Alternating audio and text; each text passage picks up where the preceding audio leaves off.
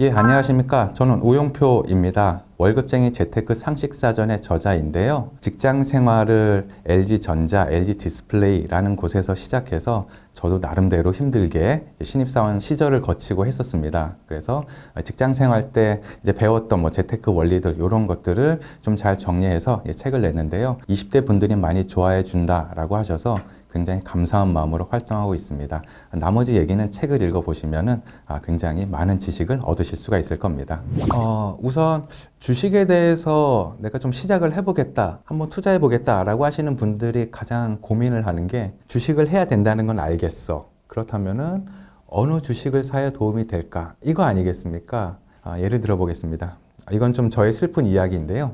저는 LG 디스플레이라는 곳에서 근무를 했었습니다. 마침 그 직장에 근무하는 동안에 LG 디스플레이가 주식 상장을 해서 우리 사주 이렇게 해서 이제 그 사원들도 이제 매입을 할 수 있는 기회가 이제 주어졌었습니다. 그때 대략 한 4만 5천 원 내외였었는데요. 그때 난리도 아니었습니다. 그 부서원들끼리 야, 내가 100주 이제 살 수가 있는 권리가 있는데 그거 50주 너한테 넘길 테니까 조금 더 나 돈 챙겨주고 서로 각서 쓰고 말 그대로 이 장롱 밑에 있는 동전까지 다 긁어서 우리 회사 주식을 사서 투자를 해서 나중에 10만 원 되면은 서로 이익을 나누자 이런 이야기들이 굉장히 많았었거든요.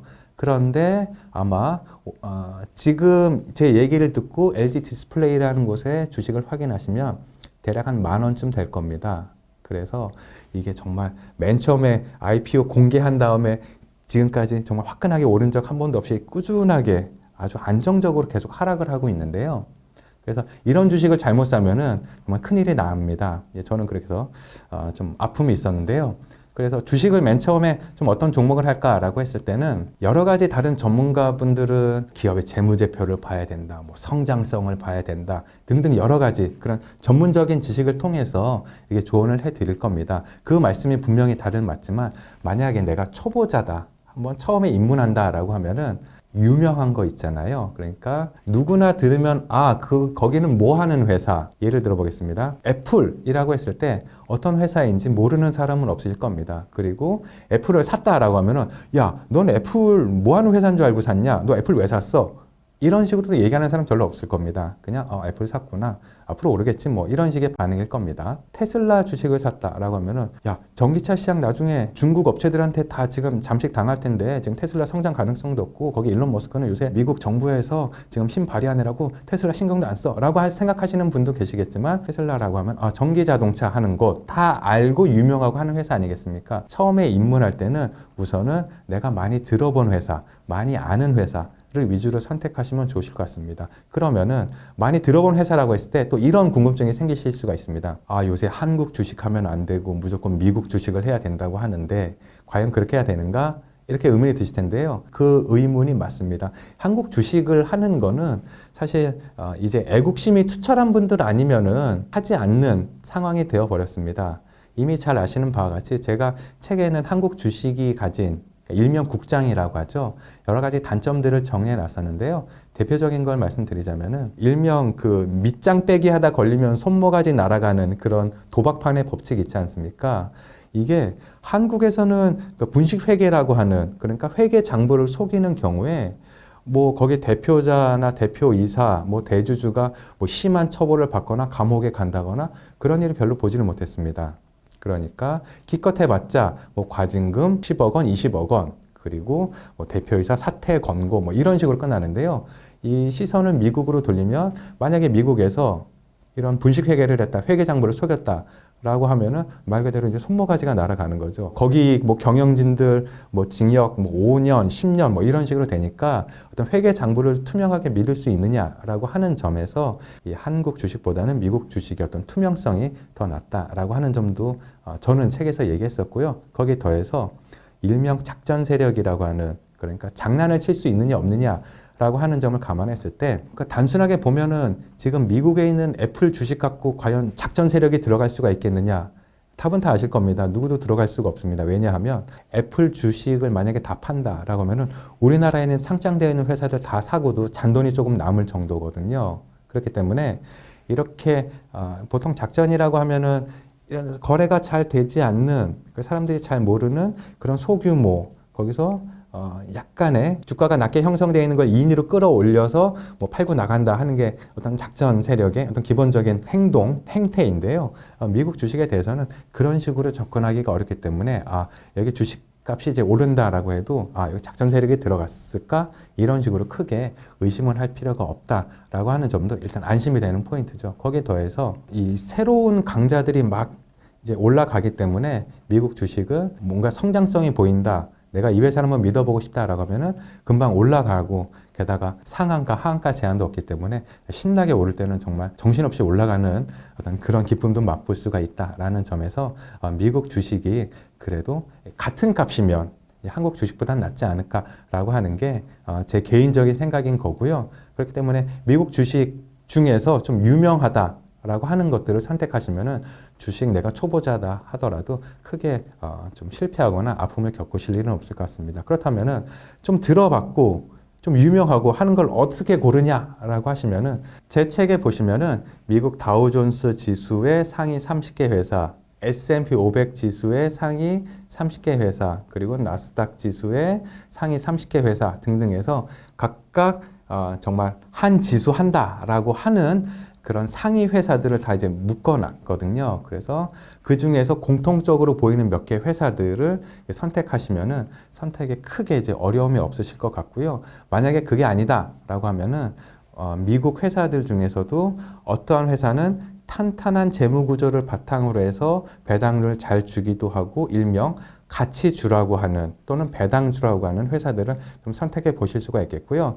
그게 아니고 나는 앞으로 정말 끝없이 성장할 수 있는 가능성이 높은 회사에 투자하고 싶다라고 하는 일명 이 성장주에 한번 투자를 해보실 수도 있고, 요거는 개인의 선택에 따라서 달라질 수가 있겠습니다만 우선 큰 줄기를 말씀드리자면은 한국보다는 미국 회사를 먼저 보시는 게 좋겠고요.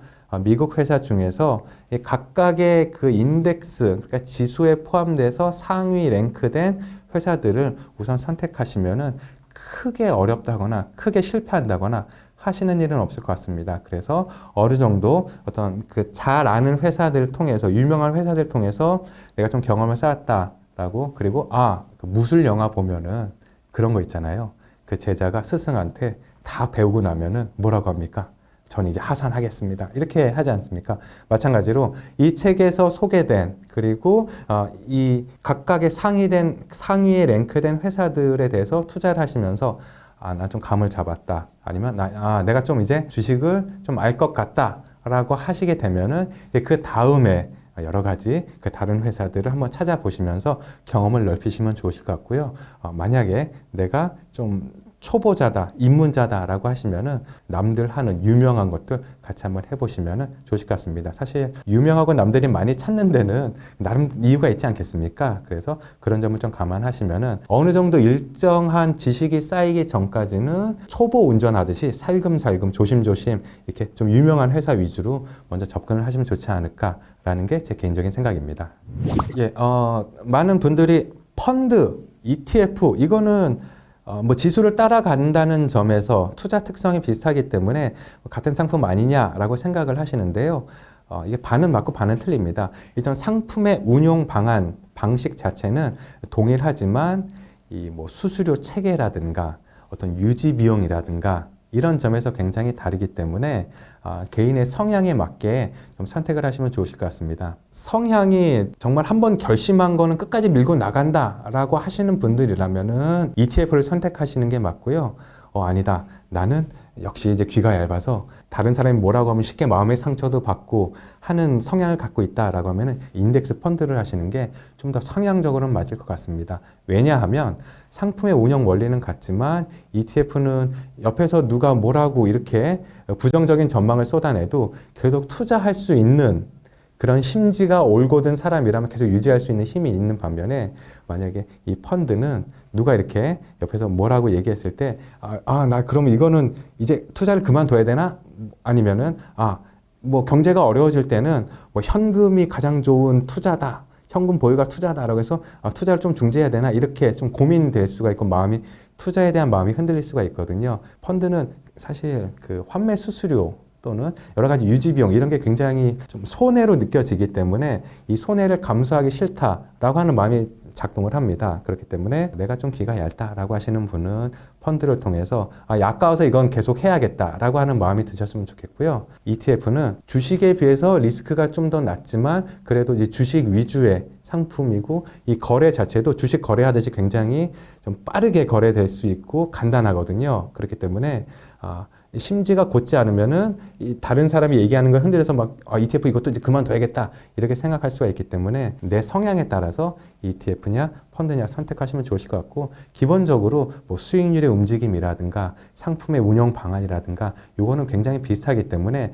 어떤 상품의 특성 자체로 뭐를 할까라고 이렇게 선택을 하시는 것보다는 나의 특성을 기준으로 선택을 하시면 좋으실 것 같습니다. ETF 그러면 뭐가 좋을까요? 분명히 궁금하실 텐데요. 전문적으로 잘 알고 나는 뭐 슈드니 뭐니 뭐 배당주 이렇게 받아서 하는 그런 여러 가지 그러니까 한 단계 업그레이드 되기 전의 상황이고 처음에 입문하시는 분이라고 하면은 가장 기본적이고 또 가장 유명한 S&P 500 지수를 기반으로 한 인덱스 ETF 또는 나스닥 지수를 기반으로 한 인덱스 ETF 이 두 가지 종류 중에서 ETF를 선택하시면 좋으실 것 같습니다. 스파이니 뭐 QQQ니 뭐 이런 얘기 많이 들어보셨지 않겠습니까?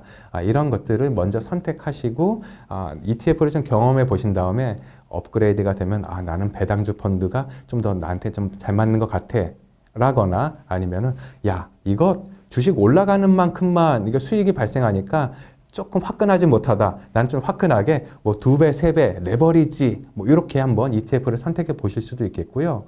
또는 인버스 ETF, 뭐 리버스 ETF에서 야, 꼭 올라야 수익을 얻는 거냐? 아니야. 내려가는 것도 내가 수익을. 그래서 이 지수가 하락할 것 같다라고 생각되는 걸 고르실 수 있는 정도의 그런 레벨업까지 되신다면은 그런 인버스나 리버스 ETF를 선택해 보시면 좋으실 것 같은데요. 근데 이러한 것들에 대해서 내가 초보 또는 입문 단계라고 하면은 저는 스파이라고 불리우는 S&P 500 지수를 기본으로 하는 그 ETF 있거든요. 요거를 한번 해보시면 좋으실 것 같고 그런데 이게 미국산을 내가 좀 사겠다라고 하면은 이게 뭐 500불, 600불 매우 비쌉니다. 그렇기 때문에 증권사에서 제공하는 그 조각 투자 서비스, 뭐 10분의 1개 살게요, 100분의 1개 살게요 라고 하시는 방법도 좋고요. 우리나라에서 이렇게 출시한 저희는 미국 S&P 500 지수를 따라가는 ETF입니다 라고 하는 뭐 코덱스니 타이거니 뭐 S&P 500 ETF 이런 걸 하시는 것도 이 수익률이 S&P 500 지수를 따라간다라고 하는 점에서는 동일하기 때문에 나는 나중에 그 세금 혜택도 조금 얻으면서 ETF에 투자하고 싶다라고 하시면은 우리나라 증권회사에서 출시한 해외 투자 ETF를 선택하시면 좋으실 것 같고 그게 아니라 정말 본토에 가서 한번 해보고 싶다. 국제 투자자로서의 어떤 느낌을 받고 싶다라고 하면은 500불, 600불 요 정도 되는 스파이 ETF 뭐 이걸 한번 골라 보시면은 좋지 않을까 생각이 됩니다. 그래서 당신이 추천하는 ETF는 무엇입니까? 라고 하면은 저는 SPY, S&P 500 지수를 추정하는 ETF 요거를 가장 자신 있게 이렇게 추천드릴 수가 있습니다. 부동산이 오를까 내릴까라고 하는 것들은 여러 가지 이유에서 오른다는 주장이 그럴듯하게 들리기도 하고 또는 내린다는 주장이 그럴듯하게 들리기도 합니다.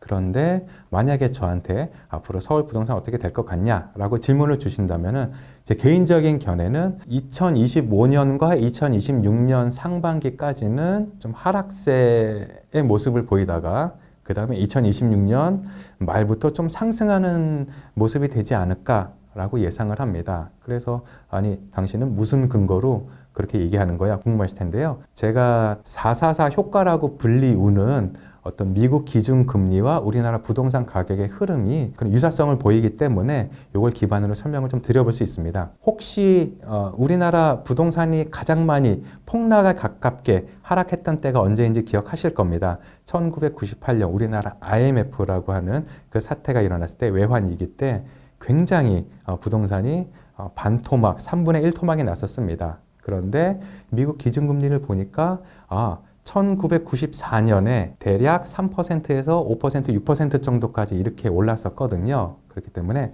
94년, 그러니까 끝자리가 4로 끝나는 해에 올랐는데 98년, 그로부터 4년 후에 우리나라 부동산이 굉장히 폭락에 가까운 하락을 했다. 라고 하는 점이 1차로 발견이 됐었습니다. 그 한 번 가지고 너무 확대 해석하는 거 아니냐 싶을 텐데요. 이걸 다시 10년으로 다시 시선을 바꿔보면은 2004년, 그러니까 04년에 다시 미국이 기준금리를 올리기 시작합니다. 그로부터 4년 후인 08년이 되면은 이번에는 미국발 금융위기 해서 또 우리나라 부동산도 많이 하락을 했었습니다. 그래서 끝자리 4로 끝나는 해에 미국이 기준금리 올리니까 4년 후에 우리나라 부동산이 많이 하락을 하더라. 4와 4가 겹치는 거잖아요. 그래서 이 패턴이 반복됐다면은 원래대로라면 2014년에 금리가 다시 올라서 그로부터 4년 2018년에 우리나라 부동산이 거의 뭐 반토막이 났어야 되는데 그러지는 않았습니다. 그렇다면 이 패턴이 틀린 게 아닌가 싶을 텐데요. 2022년에 그러니까 미국이 코로나 때 돈을 너무 많이 풀어서 그걸 잡기 위해서, 인플레이션을 잡기 위해서 금리를 굉장히 많이 올렸지 않습니까? 그래서 상승 시점의 2022년이라고 했을 때 2026년까지는 이 하락세, 그러니까 이 충격이 2026년까지는 오고 그 다음부터 다시 상승할 거다라고 그렇게 저는 예측을 하고 있습니다. 보면은 사실 부동산에서 가장 크게 가격에 영향을 미치는 요소 중에 하나가 금리 아니겠습니까? 그런데 그 금리를 정하는 가장 또 강력한 어떤 요인 중에 하나가 미국의 기준금리다 보니까 아주 우연찮게 미국의 기준금리 흐름으로부터 이렇게 부동산 가격을 좀 저는 예측을 하는 그 발견을 했었는데요. 그거에 기반을 했을 때 저는 2026년 하반기부터는 좀 오른다고 봅니다. 그런데 같은 서울 부동산이라고 해도 또 강남의 상황, 강북의 상황 뭐 다 다른 거 아니겠습니까? 그래서 워낙에 개별적인 요소가 강하기 때문에 일괄적으로 말씀드릴 수 없지만 큰 흐름을 보면은 다시 상승할 어떤 상황은 되어 있다라고 저는 판단하고 있습니다. 그 비근한 예로 2017년을 기억하신다면은 좀 이해를 좀 더 잘 하실 수가 있을 것 같은데요. 굉장히 이상한 이유로 해서 부동산 가격이 오르기 시작했습니다. 2017년 정도까지 됐을 때 사람들은 더 이상 금융위기의 여파가 계속 지속되고 있는 걸 보니 앞으로 부동산은 오를 일이 없을 것 같다. 그렇기 때문에 매매는 안 하고 대신 안전하게 전세로 이렇게 사람들이 많이 선택을 했었습니다. 집값이 오를 것 같지 않으니 매매를 안 하고 전세를 선택했는데 전세를 선택하다 보니까 전세 가격이 오르게 됩니다. 전세 가격이 오르니까 그럼 매매 가격이 올라야겠네 라고 해서 제가 말을 이렇게 하면서도 이건 말이 되지 않는다고 생각하는데요. 매매가가 오를 것 같지 않다라고 사람들이 선택한 결과가 매매 가격 오르는 걸로 연결이 됐었습니다. 자, 지금 2024년, 2025년의 상황을 보면은 서울 강남의 일부 지역을 제외하고 유튜브나 뭐 이렇게 보면은 뭐 반토막 나서 뭐 영끌한 사람들 눈물 흘린다 이런 식의 어떤 그 영상들이 많이 보이기도 하고 그리고 뭐 전세 사기네 뭐네 해서 부동산 시장이 굉장히 침체가 되고 있는 건설사도 막 망하고 있다 뭐 이런 류의 이야기들을 많이 들으시지 않겠습니까? 그래서 전반적으로 앞으로 매매가 하락하는구나. 특히 지방은 이런 영향이 더 심하다라고 하는 건 잘 알고 계실 텐데요. 사람들이 그렇다면은 매매가가 오르지 않을 것 같다라고 하면 선택하는 게 전세가 될 테니까 이 전세가가 다시 매매가를 올리는 시점이 2026년이 될 거다라고 저는 예측을 하고 있는데 여기서 얼마든지 반박이 가능합니다. 당신 잘 몰라서 그런데 요새 전세보다는 월세가 다시 트렌드가 됐어. 뭐 이렇게 말씀하실 수도 있지만 제가 판단하는 어떤 흐름을 봤을 때는 혹시라도 지금 영끌해서 매입한 부동산이 좀 하락해서 고통당하고 있다라고 하시는 분들이 계시다면은 대략 한 2년 정도 후에는 다시 상승기로 과거처럼 뭐 신고가를 계속 기록하고 뭐 쭉쭉 오르고 사람들이 이건 너무한 거 아니냐 정말 미쳐버린 매매가 상승이다 라고 할 정도는 아니지만 그래도 상승하는 모습은 이렇게 가시적으로 확인하실 수 있을 테니까 조금만 더 버티시면 되겠고요. 또 반대로 좀 매입을 검토하고 있다, 집을 살까 말까 고민 중이다 라고 하시는 분들은 조금 더 여유를 가지고 2026년 여름 정도에 매입하시면은 이렇게 시기적으로는 크게 나쁘지 않다라고 그렇게 조언을 해드릴 수가 있겠습니다. 예, 그러니까 비교적 적은 자본으로 내 집 마련을 하고 싶다라고 하시는 분이 아마 대부분 많으실 거라고 생각이 됩니다. 좀 현실적인 얘기를 하자면 내 집 마련을 하겠다라고 했을 때 대출을 활용할 수밖에 없는 게 우리나라 현실 아니겠습니까? 그래서 우선 내 집 마련을 하겠다라고 하면 보통의 전문가들은 뭐 이거 갭 투자를 해서 어떻게 불려 나가시고요. 어디 재개발 예정된 곳에 잘 사두셨다가 나중에 대박 나시면 되고요. 뭐 이런 식의 조언을 해드리겠지만 월급쟁이 재테크 상식사전의 저자의 입장에서 말씀드리자면 우선 그 대출을 잘 받을 수 있는 급여라든가 신용이라든가 이런 것들 먼저 관리를 하시면서 내 집 마련을 준비하시면 좋으실 것 같고, 결국에는 내 집 마련하겠다라고 하면은 목돈이 들어가는 게 현실입니다. 그래서 맨 처음에 그 목돈 마련을 위한 여러 가지 재테크 수단이 있잖아요. 이런 것들을 잘 활용하셔서 어느 정도 종잣돈 이런 거를 만들어서 한번 검토해 보시면 좋으실 것 같고요. 그리고 내 집 마련이다라고 했을 때 최근에는 그 젊은 계층 또는 신혼 부부를 위해서 여러 가지 대출이라든가 아파트 청약이라든가 혜택을 많이 제공하고 있습니다.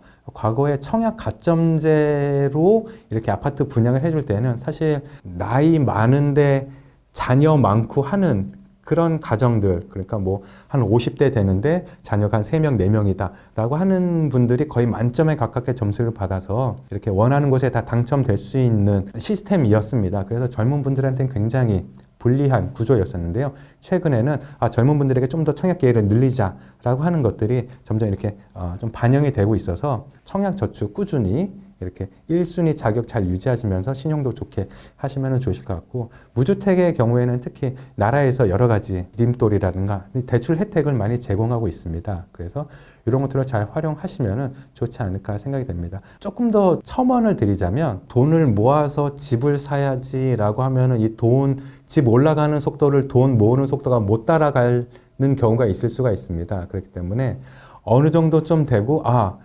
조금만 손을 뻗으면 내가 저 집을 살 수 있을 것 같아 라고 하는 그런 시기에 왔을 때 이 투자의 관점보다는 우선 이 내 집 마련의 꿈을 이제 드림 컴 트루, 꿈을 실현한다는 어떤 관점에서 일단 이거를 매입을 하시면은 사실 내가 갖고 있는 집이 가격이 하락하면은 마음은 아프겠지만 실거주를 계속하면은 어차피 집은 있어야 되는 거니까 이렇게 나가는 비용들이 좀 아깝지는 않으실 텐데요. 오르면 좋겠지만 내려가더라도 실거주라는, 그리고 내 집 마련이라는 어떤 그런 심리적인 요인이 분명히 있기 때문에 조금 무리를 해서라도 무주택자이신 분은 실거주를 위해서는 주택을 매입하시는 게 좋겠다. 다만 투자용으로 뭐 좀 하나 사둘까라고 하는 건 분명히 다른 얘기지만 실거주와 이 투자를 겸한다라고 하면은 조금 무리를 해서라도 한번 잡아보시면은 좋으시지 않을까라고 생각이 듭니다.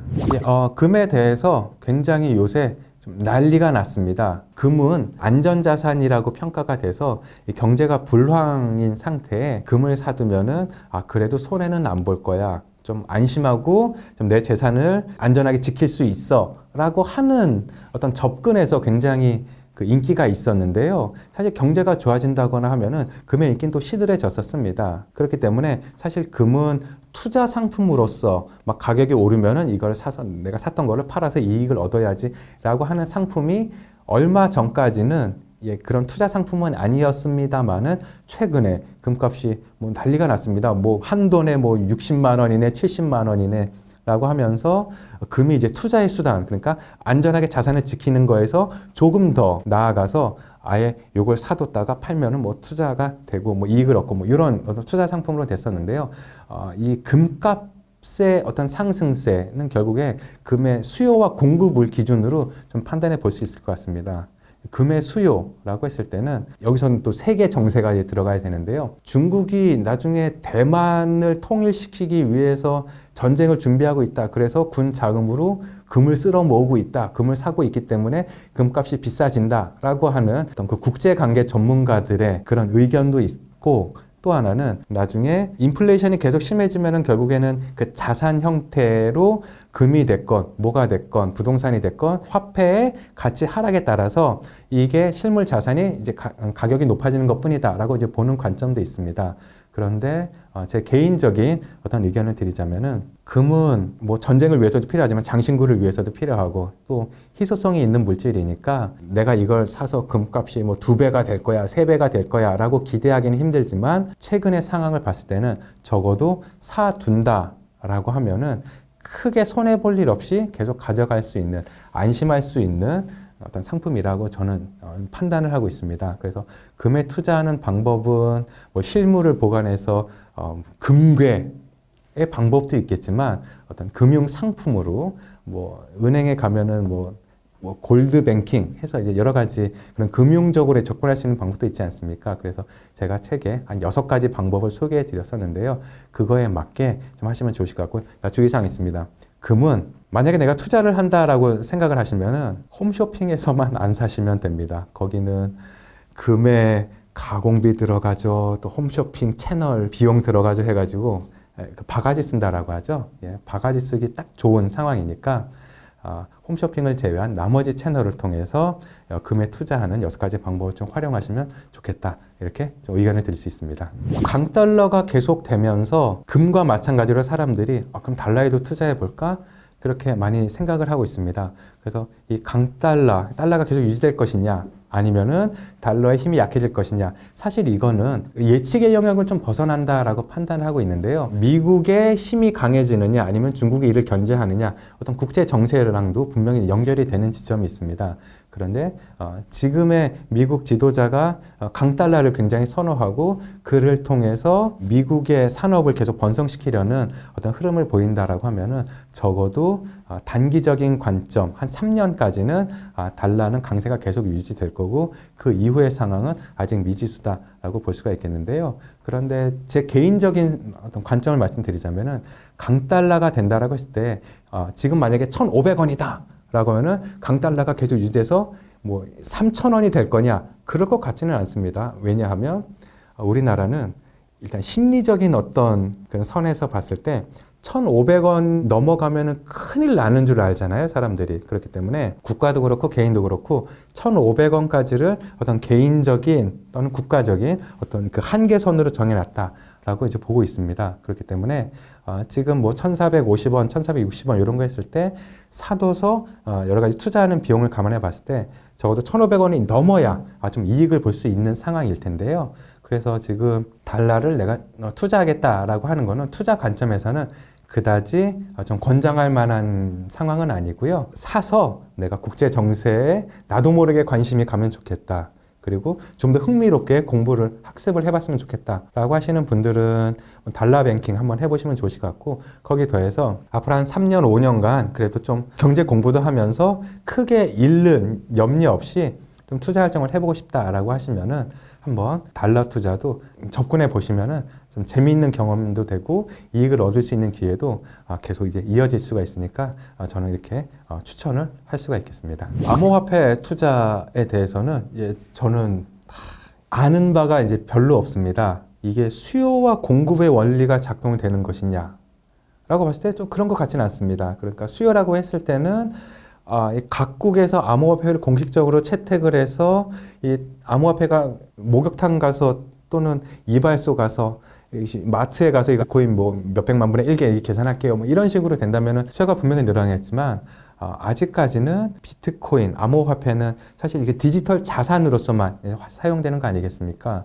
그래서 이것도 역시 이제 국제 관계에서 보면은 미국과 중국의 어떤 파워 대결에서 미국이 우위를 갖기 위해서 비트코인을 인위적으로 상승시키려는 움직임은 분명히 있습니다. 그렇기 때문에 비트코인은 또는 암호화폐는 앞으로 정책적으로 미국의 힘에 의해서 상승할 가능성이 굉장히 높다라고 판단이 됩니다.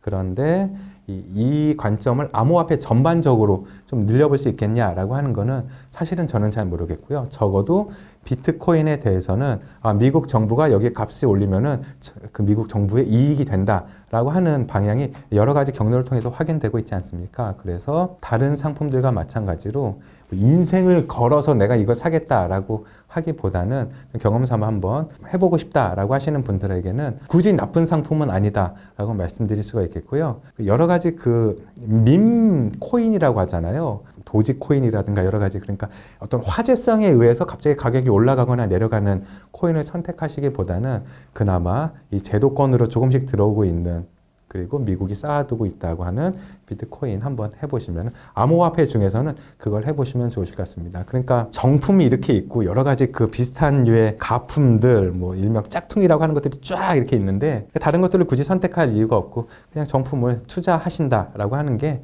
암호화폐에 대해서는 제가 드릴 수 있는 조언의 전부인 것 같습니다. 앞으로 값이 오를까요 내릴까요 라고 하는 거는 어떤 개인들이 예측할 수 있는 영역은 벗어나는 그 영역이 아닌가 라고 저는 그렇게 보고 있습니다.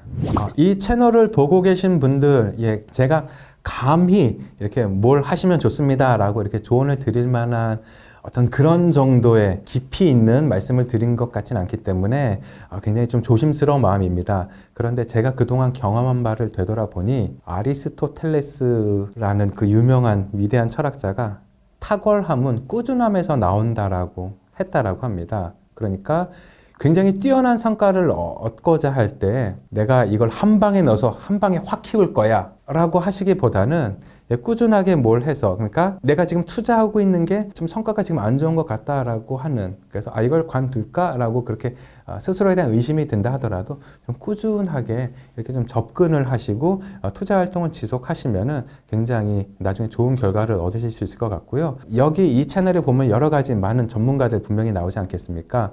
그분들의 조언 중에서 좀 나랑 결이 맞는다, 저 사람 얘기대로 한번 해보고 싶다라고 하는 것들이 있으시면은 나중에 탁월함을 위해서 꾸준히 한번 접근해 보시면은 큰 도움 되지 않을까라고 생각을 합니다. 지금까지 들어주셔서 아주 감사했습니다.